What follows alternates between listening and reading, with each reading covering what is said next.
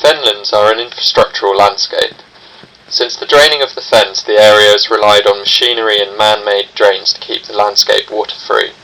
With the flat ground allowing for easy construction of railways, they proliferated over the landscape. This infrastructure, access to the Hanseatic trade routes, as well as the rich soils of the drained fens, made trade easy, providing wealth and importance to Fenland towns.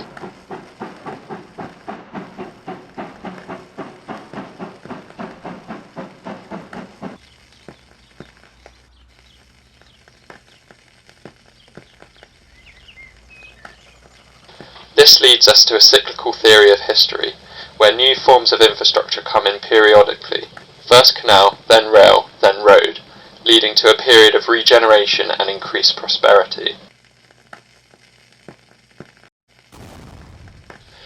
But now, with a lull in the transport infrastructure in the area, the previous wealth now seems out of place, especially in poverty-stricken Wisbech, once dubbed the capital of the Fens, one of the largest towns in the country that no longer has a rail link. Since the deindustrialisation of the UK economy in the 1980s, a lack of jobs, connection and accessibility in the area has led to severe poverty, with over a third of children in Wisbech living under the poverty line. To regenerate the area again, isolation caused by a lack of public transport needs to be tackled by a comprehensive rail network.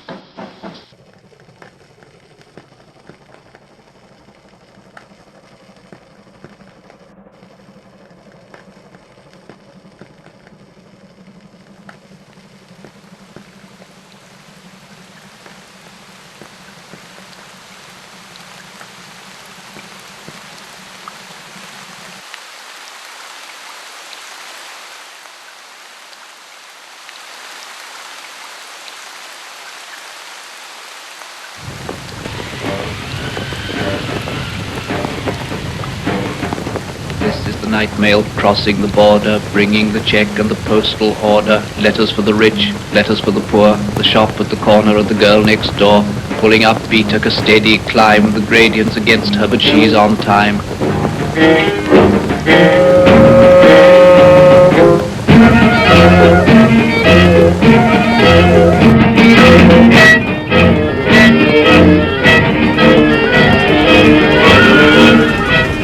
Past cotton grass and moorland boulder, shoveling white steam over her shoulder, snorting noisily as she passes, silent miles of wind-bent grasses. Birds turn their heads as she approaches, stare from the bushes at her blank-faced coaches. Sheepdogs cannot turn her course, they slumber on with paws across. In the farm she passes, no one wakes, but a jug in a bedroom gently shakes.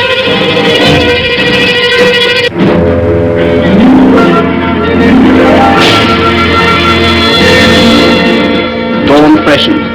The climb is done. Down towards Glasgow she descends. Towards the steam tugs, yelping down the glade of cranes. Towards the fields of apparatus, the furnaces, set on the dark plain like gigantic chessmen. All Scotland waits for her. In the dark glens, beside the pale green sea lochs, men long for news. Letters of thanks, letters from banks, letters of joy from the girl and the boy, receipted bills and invitations to inspect new stock or visit relations, and applications for situations and timid lovers, declarations and gossip from all the nations, news circumstantial, news financial, letters with holiday snaps to enlarging, letters with faces scrawled in the margin, letters from uncles, cousins and aunts, letters to Scotland from the south of France, letters of condolence to Highlands and Lowlands, notes from overseas to Hebrides, written on paper of every hue, the pink, the violet, the white and the blue, the chatty, the catty, the boring and boring, the cold and official, all the hearts outpouring, clever, stupid, short and long, the typed and the printed and spelled all wrong. Thousands are still asleep, dreaming of terrifying monsters. Through the flooded fields glides a roving hedgerow. It hovers above the landscape with no particular intention in its motion, slowly tracing a linear path across the fenlands. It is transient yet intransitive. It is substantial, even monumental, yet fleeting, ephemeral and lightweight. The artificial landscape of the fens fold upward above the pylon leg's lofty reach. Its parallel lines repeat in the canopy structure. It reveals an overlay of temporary bocage at the level of church spires, turbines and masts. As it draws nearer, a multitude of processes make themselves evident. The machine appears to breathe, mechanically adapting to the weather conditions. It generously exhales oxygen while trapping particulates and other atmospheric pollutants in its rippling sails and fidgeting leaves. Upon spindly legs, a mantle of machinery, both biological and man-made, whir, buzz and whistle, gleaming in the sun that nourishes them through solar and photosynthesis.